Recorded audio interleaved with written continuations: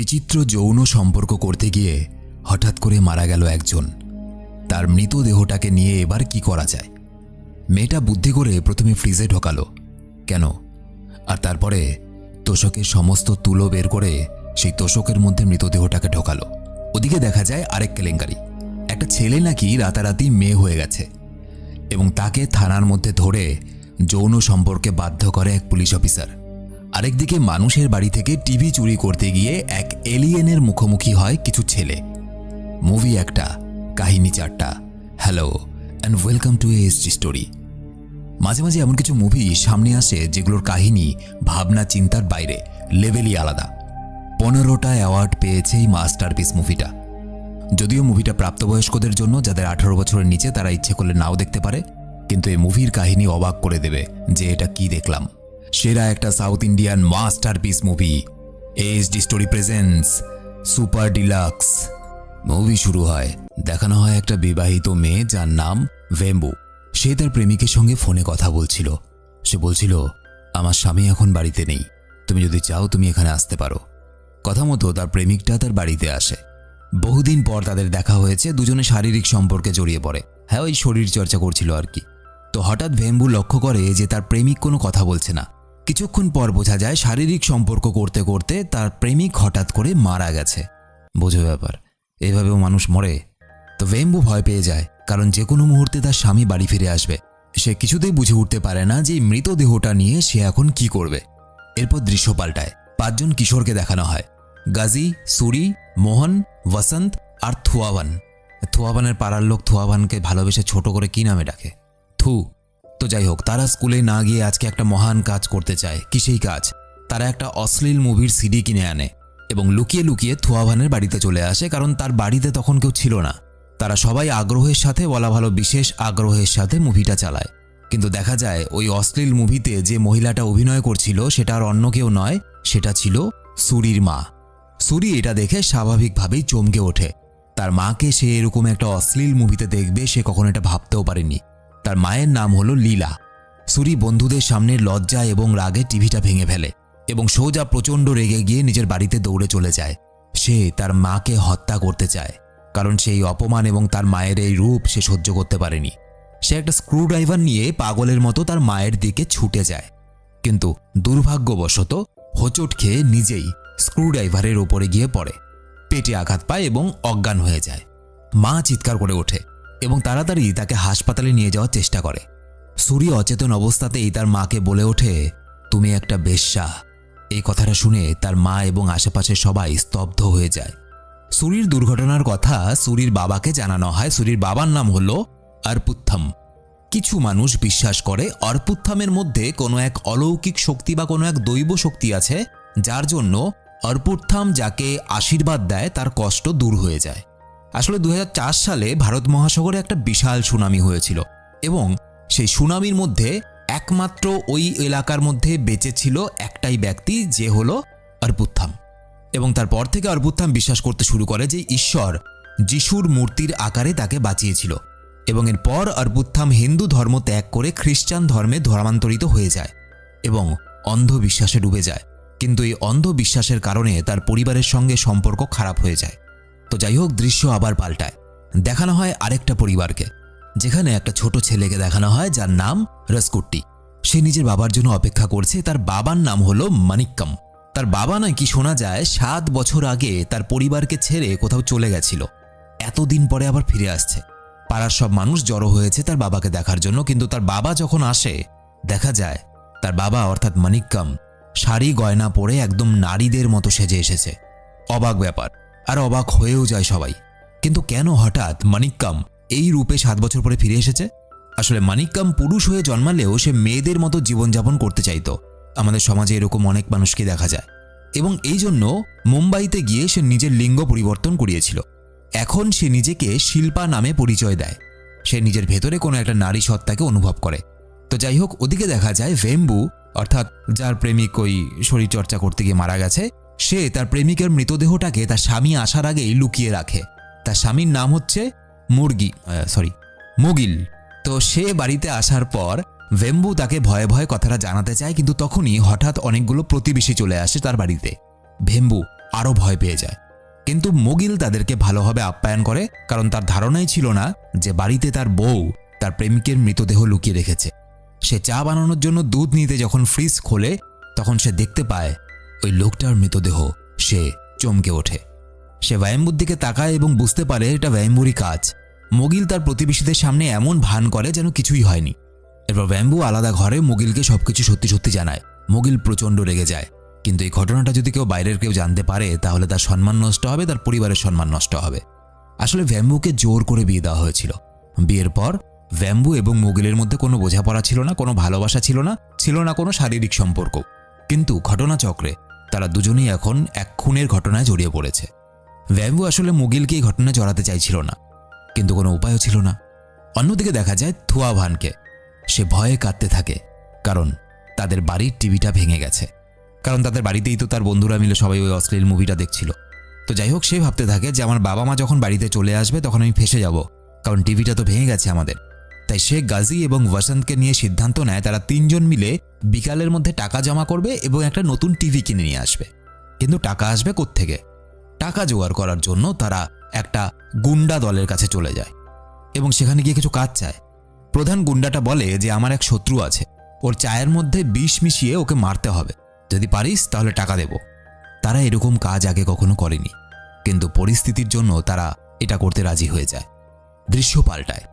আবারও মুগিলকে দেখানো হয় সে কোনোভাবে মৃতদেহটা লুকানোর পরিকল্পনা করছে। সে প্রতিবেশীদের সঙ্গে গল্প করে তাদের ব্যস্ত রাখে এবং অন্যদিকে ভ্যাম্বু মৃতদেহটাকে ফ্রিজ থেকে বের করে নিয়ে একটা ঘরে যায়। প্রথমে মুগিল সিদ্ধান্ত নেয় মৃতদেহটাকে টুকরো টুকরো করে কেটে কুকুরদেরকে খাইয়ে দেবে। কিন্তু চাকু নিয়ে যখন সে মৃতদেহটা শরীরের অঙ্গ কাটতে যাবে দুজনেই ভয় পেয়ে যায়। শেষ পর্যন্ত কেউই সে মৃতদেহটাকে কাটতে পারে না। এরপর মুগিল আরেকটা প্ল্যান করে। সে বিছানার তোষক থেকে তুলো বের করে সেই তোষকের মধ্যে মৃতদেহটাকে ঢুকিয়ে নেয় এবং তার পাড়া প্রতিবেশীদেরকে বলে যে আমার কিছু কাজ আছে, তো তোষকটা নিয়ে আমাকে বাইরে বেরোতে হবে। তো তোষক নিয়ে ঘর থেকে বেরিয়ে পড়ে। ওদিকে সুরির খবর শুনে তার অন্ধবিশ্বাসী বাবা আরপুত্থাম সরকারি হাসপাতালে চলে আসে। হাসপাতালের ডাক্তাররা বলে যে এখানে ওর কোনো চিকিৎসা হবে না, ওকে কোনো একটা বড় হাসপাতাল বা প্রাইভেট হাসপাতাল, নার্সিংহোমে নিয়ে যাও। কিন্তু আরপুত্থাম মনে করে এই দুর্ঘটনা তার জীবনের পাপ কর্মের জন্যই হয়তো ঘটেছে। তাই সে জোর করে সুরিকে প্রভু যিশুর মূর্তির কাছে নিয়ে যায় চিকিৎসা করানোর জন্য এবং লীলাকে বাইরে থেকে বন্ধ করে দেয়। আরপুত্থাম কাঁদতে কাঁদতে ভগবানের কাছে নিজের ছেলের জন্য প্রার্থনা করতে থাকে। লীলা অত্যন্ত ভয় পেয়ে যায়, কারণ সুরিকে হাসপাতালে নিয়ে যেতে দেরি হলে তার মৃত্যুও ঘটতে পারে। তাই সে সেখানকার কাউন্সিলরকে ডেকে সে দরজাটা খোলায় এবং তাড়াহুড়ো করে নিজের ছেলেকে সেখান থেকে নিয়ে চলে যায়। অন্যদিকে মুগিল এবং ভ্যাম্বু মৃতদেহটাকে এমনভাবে গাড়িতে বসায় তাকে দেখে মনে হচ্ছিল কোনো জীবিত মানুষ। তাকে অনেক দূর অবধি নিয়ে যাওয়ার পর রাস্তার মাঝে মুগিল ভ্যাম্বুর ওপর রেগে যায়। ভ্যাম্বু ক্ষমা চেয়ে বলে, দেখো পুরোটাই আমার দোষ, তুমি এর মাঝে জড়াতে যেও না। আমি জানি আমি পাপ করেছি এবং এই শাস্তিটা আমারই প্রাপ্য। এই কথা শুনে মুগিল আরও রেগে যায়। সে বলে, সমাজে সবাই আমাকে নিয়ে হাসাহাসি করবে। তারা যখন এসব কথাবার্তা বলছিল দূর থেকে কেউ একজন তাদের ভিডিও করে নিচ্ছে, অর্থাৎ কেউ একজন তো আছে যে কিনা তাদের পিছু করা শুরু করেছে। যাই হোক, তাদের ঝগড়া ঝামেলার মধ্যে অন্যদিকে দেখা যায় রাজকুট্টি তার বাবার দিকে অবাক হয়ে তাকিয়ে আছে, কারণ সে ভাবতেও পারেনি তার বাবাকে এই 7 বছর পর এক মহিলার পোশাকে সে দেখবে। বাড়ির সবাই মানিক্কমকে অপমান করতে শুরু করে, কিন্তু মানিক্কমের এই সব কিছুতে কিছু যাই আসছিল না। অদ্ভুতভাবেই সে আরেকটা নতুন শাড়ি পরে এবং সাজতে শুরু করে, কারণ সে আজ প্রথমবার তার ছেলে রাজকুট্টি স্কুলের বন্ধুদের সঙ্গে দেখা করতে যাবে। মানে বাচ্চা ছেলেটার প্রেস্টিজ একদম শেষ করে দেবে আর কি। মানিক্কমের বউ জ্যোতিকে অনেক দুঃখের সঙ্গে বলতে শোনা যায়, আমি জানি না একটা জীবন স্বামী ছাড়া কঠিন নাকি তোমার মতো স্বামী পাওয়ার পর সেই জীবন আরও কঠিন। মানিক্কম তার স্ত্রীর মনে কষ্ট বুঝতে পারে, কিন্তু কিছু করার ছিল না, কারণ সে নিজেকে ভেতর থেকে একটা নারী ভাবে। সে রাজকুট্টিকে নিয়ে বাড়ি ছেড়ে বেরিয়ে পড়ে তার স্কুলের উদ্দেশ্যে। রাজকুট্টি নিজের বাবাকে বেশ পছন্দ করে ফেলে, কিন্তু তার মনের মধ্যে অনেক প্রশ্ন ঘুরতে থাকে। তার বাবা কি আসলেই পুরুষ না মহিলা? তার বাবা এতদিন কোথায় ছিল, কি করত? রাস্তা যেতে যেতে মানিক্কম তার ছেলেকে নিজের জীবন সম্পর্কে অনেক কিছুই জানায়। সে দেখায় কি করে দোকানে দোকানে গিয়ে হাততালি দিয়ে এবং আশীর্বাদ দিয়ে সে অল্প কিছু টাকা রোজগার করত। রাজকুট্টি কিন্তু এসব দেখে খুব আনন্দ পায়। এরপর মানিক্কম তার ছেলেকে বাথরুমে নিয়ে যায়। বাথরুমে তাকে প্যান্ট পরতে সাহায্য করছিল যখন সেখানে পুলিশ চলে আসে এবং পুলিশ এসে ভুল বুঝে ফেলে যে হয়তো এই লোকটা ওই ছেলেটার সঙ্গে কোনো অশ্লীল কার্যকলাপ করছিল। মানিক্কামকে মারতে শুরু করে পুলিশ এবং থানায় নিয়ে চলে যায়। মানিক্কাম বারবার বলছিল যে রাজকোটটি আমার ছেলে, কিন্তু পুলিশ শুনতে নারাজ। একই সময়ে ওদিকে ওই তিনজন মানে থুয়াভান, গাজী আর বসন্ত, যারা কিনা ওই গুন্ডার কাছে কাজ চেয়েছিল এবং মানুষটাকে মারতে বেরিয়েছিল বিষ মিশিয়ে, তো তারা ওই গুন্ডাটার কথা মতো চায়ের মধ্যে বিষ মেশায় এবং তারা দূর থেকে দাঁড়িয়ে দেখে বিষ মেশানো চাটা সেই লোকটা হাতে নিয়েছে, যে লোকটাকে তারা মারতে চাইছিল। তারা তিনজনই খুব খুশি হয়, কিন্তু থুয়াভান বলে, এই ফালতু নোংরা কাজটা করে আমরা কত টাকাই বা পাবো? কাউকে মারাটা অনেক সহজ, কিন্তু কারো জীবন বাঁচানো অনেক বড় কাজ। থুয়াভান নিজের বুদ্ধি কাজে লাগায় এবং লোকটাকে, যাকে কিনা বিষ মেশানো চা দেওয়া হয়েছিল, তাকে সব কথা জানিয়ে দেয়। তিনজনকে ধরে আনা হয়। গুন্ডাটা সবাইকে একে একে মারতে শুরু করে। বসন্ত ভয় পেয়ে পালাতে শুরু করে এবং ভুল করে গুন্ডাদের বাড়ির টিভিটাও সে ভেঙে দেয়। বোঝো ব্যাপার, টিভির সঙ্গে আলাদাই শত্রুতা। এখন সবার মাথায় হাত পড়ে। গুন্ডা লোকটা শেষ পর্যন্ত তাদেরকে ছেড়ে দেয় শুধুমাত্র একটা শর্তে, যে আমার বাড়ির টিভি যখন ভেঙেছিস আমাকে আরেকটা নতুন টিভি এনে দিতে হবে। মানে একটা টিভি কিনতে বেরিয়েছিল, এখন দুটো টিভি কিনতে হবে। তারা সিদ্ধান্ত নেয় যে এত কম সময়ে তো টাকা জোগাড় করা সম্ভব নয়, তাই একটাই রাস্তা, চুরি করতে হবে। তারা একটা মানুষ সম্পর্কে জানতে পারে এবং তার বাড়িতে ছিল অনেক টাকা। লুকিয়ে লুকিয়ে তার বাড়িতে টাকা চুরি করতে রওনা দেয় তারা। অন্যদিকে দেখা যায় মুগিল এবং ভেম্বু গাড়িটাকে রেল লাইনের মাঝখানে দাঁড় করিয়ে দিয়েছে। মুগিলের পরিকল্পনা ছিল যে মৃতদেহটাকে গাড়ির সামনে এমন করে বসাতে হবে যাতে দেখে মনে হয় সে ট্রেনের ধাক্কায় মারা গেছে। কিন্তু ট্রেন আসতে তখনও অনেকটা সময় ছিল। এরই মাঝে দুজনের মধ্যে বিয়ের পর এই প্রথম ভালোভাবে কথা হয়। তারা দুজনে একে অপরের ব্যাপারে জানতে জানতে ট্রেনের অপেক্ষা করে। এদিকে দেখা যায় মানিক্কামের বাড়িতে ফোন করে পুলিশ এটা নিশ্চিত করে যে রাজকোটটি কি তারই ছেলে কিনা। এরপর মানিক্কামকে তার ছেলের সঙ্গে ছেড়েও দেওয়া হয়। কিন্তু তখনই থানায় একজন পুলিশ অফিসার আসে, যার নাম বার্লিন। বার্লিন মানিক্কামকে যেতে মানা করে এবং মানিক্কামকে হেনস্থা করতে শুরু করে এবং বলে, আমার শরীরের খিদে মিটিয়ে দে। সে মানিক্কামকে দেখে ভেবেছিল হয়তো মানিক্কাম কোনো মহিলা। বার্লিন রাজকোটটিকে অন্য জায়গায় পাঠিয়ে দেয়। মানিক্কাম খুব ভয় পেয়ে যায়। সে বারবার মানা করতে শুরু করে, কিন্তু বার্লিন কোনো কথা শোনে না। সে একটা ঘরে নিয়ে জোর করে মানিক্কামের থেকে শারীরিক সুখ নিতে শুরু করে। পুরুষে পুরুষে তলোয়ার যুদ্ধ। তো যাই হোক, এই বিচিত্র শরীর চর্চার পর মানসিকভাবে ভেঙে পড়ে মানিক্কাম এবং রাজকোটটিকে নিয়ে সে যখন ফিরে আসে, মানিক্কাম কাঁদতে কাঁদতে তাকে জিজ্ঞেস করে, বাবা, তোমায় পুলিশে মেরেছে? হ্যাঁ, আসলেই পুলিশে মেরেছে ওকে। মানিক্কাম কোনো উত্তর না দিয়ে রাজকোটটিকে নিয়ে তার স্কুলের দিকে রওনা দেয়। অন্যদিকে দেখা যায় ভেম্বুকে কেউ একজন ফোন করে জিজ্ঞেস করছে। মানুষে মনে করে যে সে হত্যা করে আরামেই পার পেয়ে যাবে, কিন্তু সত্যিই কি মানুষ পার পায়? দুজনেই কথা শুনে চমকে ওঠে। এরপর লোকটা তাদের গাড়িটাকে রেল লাইন থেকে সরিয়ে অন্য একটা জায়গায় দেখা করতে বলে। এই মুহূর্তে ওদের দুজনের কাছে আর কিছুই করার ছিল না। তারা সেই কথা মতো ওই জায়গায় দেখা করতে চলে আসে। দেখা যায় এই লোকটা আর কেউ নয়, লোকটা হলো বার্লিন, মানে যে একটু আগে মানিক্কামের সঙ্গে। তো যাই হোক, ভেম্বু আর মুগলি প্রচণ্ড ভয় পেয়ে যায়। তাদের সাথে কি হবে? এই সময় দেখা যায় সুরিকে তার মা লীলা বেসরকারি একটা হাসপাতালে নিয়ে গেছে, কিন্তু লীলার কাছে টাকা কম পড়ে যায়। ডাক্তারদের কাছে হাত জোর করে অনুরোধ করে, কিন্তু তাতেও কোনো লাভ হয় না। তখনই অর্পুত্থাম আসে এবং এসে লীলাকে আবার ধর্মের জ্ঞান দিতে শুরু করে।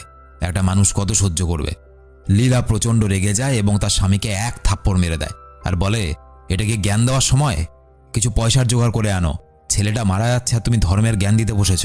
একজন ডাক্তার বিনা পয়সায় চিকিৎসা করতে রাজি হয়ে যায়, কিন্তু চিকিৎসা করতে যে ওষুধপত্র লাগবে সেটার টাকাটা তো দিতে হবে। দৃশ্য পাল্টায়। রাজকোটটি নিজের বাবা মানিক্কামকে নিয়ে স্কুলে পৌঁছায় এবং নিজের বন্ধুদেরকে ডাকতে চলে যায়।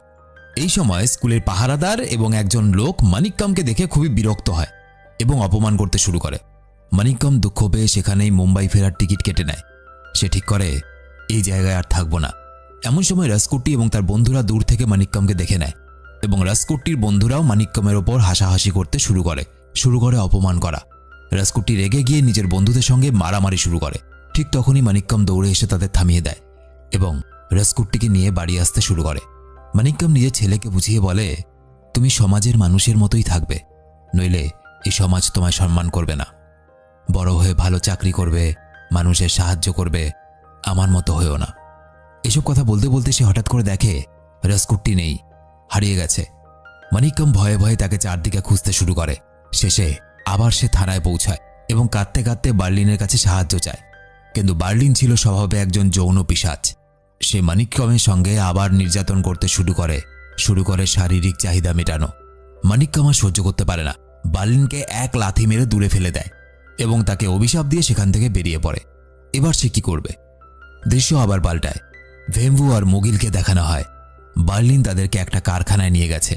ভেম্বু সব সত্যি ঘটনা তাকে জানিয়ে দেয় এবং বলে মুগিলের কোনো দোষ নেই, যা শাস্তি তার আমার পাওয়া উচিত শুধু। বার্লিন এখানেও তার উদ্দেশ্য একই রকম রাখে যেরকম সে মানিক্যমের সঙ্গে রেখেছিল। সে বলে, তুমি যদি আমাকে যৌন সুখ দাও, আমি তোমাদের দুজনকে বাঁচিয়ে দেব আর ওই মৃতদেহটাকে লুকিয়ে রাখব।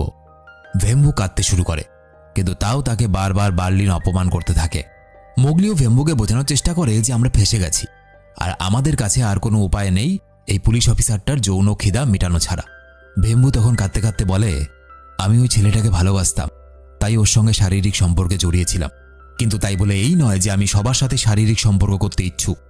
মোগিল চিন্তায় পড়ে যায়, কি করে তার স্ত্রীকে বাঁচাবে, কারণ কোথাও সাহায্যও চাইতে পারবে না। অন্যদিকে অর্পুত্থামকে দেখা যায় সে ছুটে গিয়ে নিজের প্রার্থনাস্থলে এসে প্রভু যিশুর মূর্তির সামনে আবার সাহায্য চাইতে শুরু করে। তার কাছে সুরিকে চিকিৎসা করানোর জন্য একটা টাকাও ছিল না। সে মূর্তি দেখে প্রার্থনা শুরু তো করে, কিন্তু তখন তার বিবেকে অনেকগুলো প্রশ্ন এবং ভাবনা মনের মধ্যে উঠে আসছে। অর্পুত্থাম নিজের মনে মনেই বারবার বলতে থাকে, আমি একটা পাথরের মূর্তির সামনে এরকম করে কেন বারবার করে প্রার্থনা করছি। আসলে ঠিক একদিন আগে অর্পুত্থামের সঙ্গে মানিক্যমের দেখা হয়েছিল। মানিক্যম সেই সময় নিজের ছেলেকে খুঁজতে সব জায়গায় সাহায্য চাইছিল। ঠিক তখনই অর্পুত্থামকে সে জানায়, আমি মুম্বাইতে থাকতে একটা পাপ করেছিলাম, এখন হয়তো সেই পাপেরই ফল পাচ্ছি। আমি টাকার জন্য অনাথ বাচ্চাদেরকে চুরি করে বিক্রি করে দিতাম। হ্যাঁ, মানিক্যম অনাথ বাচ্চাদেরকে চুরি করে বিক্রি করত। একদিন রাস্তার মধ্যে আমি দেখতে পাই যে বাচ্চাগুলোকে আমি সুস্থ অবস্থায় বিক্রি করেছিলাম, তাদের হাত কেটে চোখ বের করে রাস্তায় ভিক্ষে চাওয়ানো হচ্ছে, এবং এটা দেখে আমি প্রচণ্ড ভেঙে পড়েছিলাম। আমার জন্য বাচ্চাগুলোর এত খারাপ অবস্থা। আমার ছেলেটাও হারিয়ে গেছে, হয়তো তার সাথেও একই জিনিস হবে। এই কথা শুনে অর্পুত্থাম ভীষণ রেগে গিয়েছিল এবং মানিক্যমকে অবহেলা করে সেখান থেকে চলে যেতে থাকে। তখনই মানিক্যম একটা চমকে দেওয়ার মতো কথা বলে। সে বলে, যখন 2004 সালে সুনামি এসেছিল তখন আমি মরতে চেয়েছিলাম, কিন্তু লাখো মানুষের মধ্যে আমিই কেন বেঁচে গেলাম? একটা যিশুর মূর্তি ধরে আমি বেঁচেছিলাম, কিন্তু কেন? এই কথা শুনে অর্পুত্থাম স্তব্ধ হয়ে যায়, কারণ মানিক্যমও ঠিক একই রকমভাবে একটা যিশুর মূর্তির কথাই বলেছিল, যেটা ধরে সে সুনামির সময় বেঁচে গেছিল। তার বিবেক কেঁপে ওঠে। সে বুঝতে পারে মানিক্যম তো সেই পাথরের মূর্তিটাকে কখনো ঈশ্বর মনে করেনি, সে সেটাকে যিশুর মূর্তি বলে মনে করেনি, সে শুধুমাত্র একটা পাথর ভেবেছিল। তাহলে সে কেন বাঁচল? সুতরাং আমাকেও হয়তো কোনো ঈশ্বর বাঁচায়নি, আমিও ভাগ্যের জোরেই বেঁচে গেছিলাম। এই কথাগুলো মনে পড়তেই অর্পুত্থাম, যে কিনা যিশুর প্রচণ্ডভাবে ভক্ত ছিল, হঠাৎ করে যিশুর মূর্তিটা ভেঙে ফেলে আর দেখা যায় সেই মূর্তি থেকে কয়েকটা হীরের টুকরো গড়িয়ে পড়েছে। অর্পুত্থাম অবাক হয়ে যায়। অবশেষে সে হীরের টুকরোগুলোর সাহায্যে নিজের ছেলের চিকিৎসা করাতে সক্ষম হয়। অর্থাৎ যে ঈশ্বরকে সে অবিশ্বাস করেছিল, সেই ঈশ্বর যাওয়ার সময়ও তাকে সাহায্য করে গেল। কিন্তু এই হীরেগুলো কি করে ওই যিশুর মূর্তির ভেতরে ছিল? আসলে ওই তিনটে ছেলে, থুয়াভান, গাজি এবং বসন্ত, তারা ওই লোকটার বাড়িতে যখন চুরি করতে যায়, তারা টিভি থেকে একটা খবর শুনতে পায় যে একজন বিদেশি কিছু হীরে চুরি করে সেটাকে অনেক চালাকির সাথে লুকিয়ে পালিয়ে যাচ্ছিল। কিন্তু জাহাজে যাওয়ার সময় তাকে সুনামির মুখোমুখি হতে হয় এবং তার চুরি করা জিনিসপত্রগুলো হারিয়ে যায়। হতে পারে সেই বিদেশি কিছু হীরে ওই যিশুর মূর্তির ভেতরে লুকিয়ে রেখেছিল, যে মূর্তিটা দুর্যোগের সময় অর্পুত্থামের কাছে এসেছিল, এবং সেই মূর্তিটা ভাঙার ফলেই সে হয়তো হীরেগুলো পেয়েছে। তো যাই হোক, এরপর থুয়াভান, গাজি এবং বসন্ত যখন চুরি করে বাড়ি থেকে বেরোতে যায়, তখন তাদের সাথে একটা মেয়ের দেখা হয়। অদ্ভুত ব্যাপার হলো, তারা যা ভাবছিল মনে মনে, সেটা বাকিরাও শুনতে পারছিল, অর্থাৎ তারা মনে মনেই কথা বলতে পারছিল। গাজি মেয়েটাকে মনে মনে জিজ্ঞেস করে, তুমি কে? মেয়েটা হঠাৎ করে নিজের জামা খুলে ফেলে এবং দেখা যায় মেয়েটা কোনো মানুষ নয়, এলিয়েন, বাইরের জগৎ থেকে পৃথিবীতে এসেছে এবং তার কাছে অনেক অদ্ভুত শক্তি আছে। সে নিজের আসল রূপ দেখানোর পর তাদেরকে বুঝিয়ে বলে, আমার একজন সঙ্গীর দরকার। মেয়েটা গাজিকে নিজের অদ্ভুত শক্তি দিয়ে একটা কপি বানিয়ে নেয়, মানে ওর মতো দেখতে আরেকজনকে বানিয়ে নেয়। একটা গাজি সেই মেয়েটার সঙ্গে থেকে যায় এবং আরেকটা গাজি নিজের বন্ধুদের সঙ্গে টিভি কিনতে চলে যায়। এলিয়েন মেয়েটা এবং তার বানানো গাজি একে অপরের সঙ্গে ভালো সময় কাটাতে শুরু করে এবং বন্ধুত্ব হয়ে যায়। অন্যদিকে তিন বন্ধু মিলে একটা টিভি জোগাড় করে এবং গুন্ডা লোকটাকে বলে, আমরা কালকে আপনাকে এর থেকেও বড় টিভি এনে দেব। এরপর তারা নিজেদের বাড়িতে নতুন টিভিটা লাগিয়ে দেয় এবং পুরানো টিভিটা একটা কারখানার মতো জায়গায় ছুঁড়ে ফেলে দেয়। এই প্রথমবার তাদের জীবনে একই দিনের মধ্যে এত সব কিছু ঘটেছিল। তো যাই হোক, তারা সব সমস্যার সমাধান করে এবং তারপর তারা কি করে? তারপর তারা আরেকটা অশ্লীল মুভি দেখতে চলে যায়। মানে লাইফে 3টে মানুষের এত ঝড় একদিনের মধ্যে, তারপরও অশ্লীল মুভি দেখার মুড আসে। ওদিকে মানিক্যম নিজের বাড়িতে ফিরে আসে এবং দেখে তার ছেলে বাড়িতেই আছে। সে রাজকুট্টিকে জড়িয়ে ধরে আদর করতে শুরু করে, কিন্তু রাজকুট্টি রেগে একটা ঘরের মধ্যে দরজা বন্ধ করে ঢুকে পড়ে। আসলে রাজকুট্টি দেখে নিয়েছিল তার বাবা আবারও মুম্বাই যাওয়ার জন্য টিকিট কেটেছে। রাজকুট্টি তার বাবাকে বলে, তুমি আমাদের ছেড়ে আবার চলে যেতে চাও? আমায় একা ফেলে চলে যাবে? এই সমাজ তোমার সঙ্গে অনেক খারাপ ব্যবহার করে, কিন্তু আমি আমার মা, আমরা দুজন তোমাকে এইভাবেই পছন্দ করি। আমরা তোমার সঙ্গে থাকতে চাই বাবা। মানিক্যম কেঁদে ফেলে। জীবনে এত ভালোবাসা সে কারো কাছ থেকে পায়নি। টিকিটটা ছিঁড়ে ফেলে। সে আর কোথাও যাবে না। রাজকুট্টি তার বাবাকে খুশিতে জড়িয়ে ধরে। তাদের পরিবার আবার মিলিত হয়ে যায়। এই পরিস্থিতি থেকে বাঁচার জন্য তারা অন্য কোনো প্ল্যান করছিল।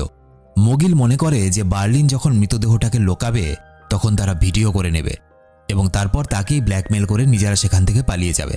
কিন্তু বার্লিনের গাড়িটা খারাপ হয়ে যায়। তাই সে বলে, আগে তোমার সঙ্গে যৌন মিলন করব, তারপর মৃতদেহ লোকাবো, নয়তো দুজনের বিপদ আছে। মোগলির হাতটা সে গাড়িটার সঙ্গে বন্দি করে রাখে এবং বেম্বুর কাছে এগোতে থাকে। বেম্বু কাঁদতে থাকে। তাকে বাঁচানোর মতো কেউ ছিল না। মোগল অসহায়ভাবে নিজের স্ত্রীকে দেখতে থাকে। হঠাৎ ওপর থেকে একটা টিভি এসে সজোরে বার্লিনের মাথায় পড়ে এবং বার্লিন সেখানেই মারা যায়। এটা ছিল সেই টিভি যেটা থুয়াবান এবং তার বন্ধুরা ছুঁড়ে ফেলেছিল। মনে করো, কারখানার মধ্যে টিভিটা ছুঁড়ে ফেলেছিল, তো সেই টিভিটাই বার্লিনের মাথায় এসে পড়েছে। বেম্বু এবং মোগল চমকে যায়। টিভি কোত্থেকে উড়ে এলো? যাই হোক, মোগল নিজেকে মুক্তি করে এবং খুশিতে লাফাতে থাকে। সে ভাবতেও পারেনি একটা ভাঙা টিভি তাদেরকে বাঁচিয়ে দেবে। তো এবার তাদের কাছে একটা নয়, দুটো মৃতদেহ হলো।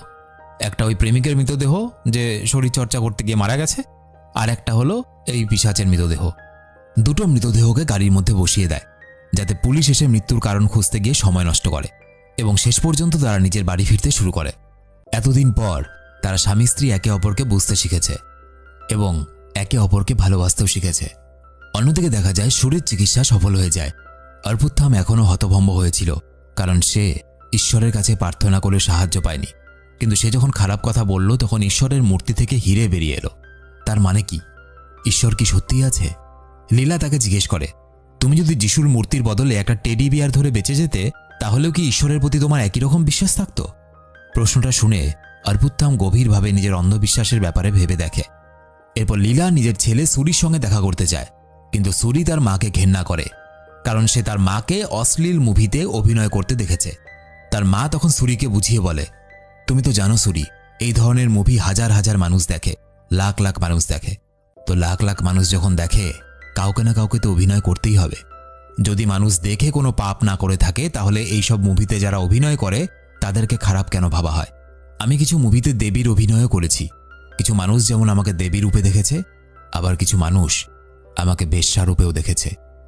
কাকে কিভাবে দেখবে এটা শুধুমাত্র তোমার মানসিকতার উপর নির্ভর করে। আমি শুধুমাত্র লীলা, তোমার মা এবং একজনের স্ত্রী। ওসব মুভিতে অভিনয় করাটা আমার পেশা, ওটা আমার স্বভাব নয়। সুরি নিজের মনকে শান্ত করে এবং নিজের মাকে মেনে নেয়। সে যেই কাজটাকে খারাপ চোখে দেখে, তার মা সেই কাজটাকে সম্মান দেয়, এবং এইভাবেই এই মুভিটা শেষ হয়ে যায়। এই মুভিটা দেখায় মানুষের জীবন, মানুষের কাজকর্ম, মানুষের সঠিক এবং ভুল সিদ্ধান্ত একে অপরের সঙ্গে কিভাবে জড়িয়ে থাকে। রাজকুটি এবং মানিক্যমের বাবা ছেলের সম্পর্ক, অর্পুত্থামের বিশ্বাস এবং অন্ধবিশ্বাস, মানিক্যমের কষ্ট, এই সব কিছু যেন একটা সংযোগ তৈরি করে। খুব ভালো করে লক্ষ্য করলে দেখা যাবে প্রত্যেকে কিন্তু প্রত্যেকের জীবনে কিছু না কিছু প্রভাব ফেলে। একজন মানুষের করা একটা কাজ অন্য মানুষের জীবন বদলাতে পারে।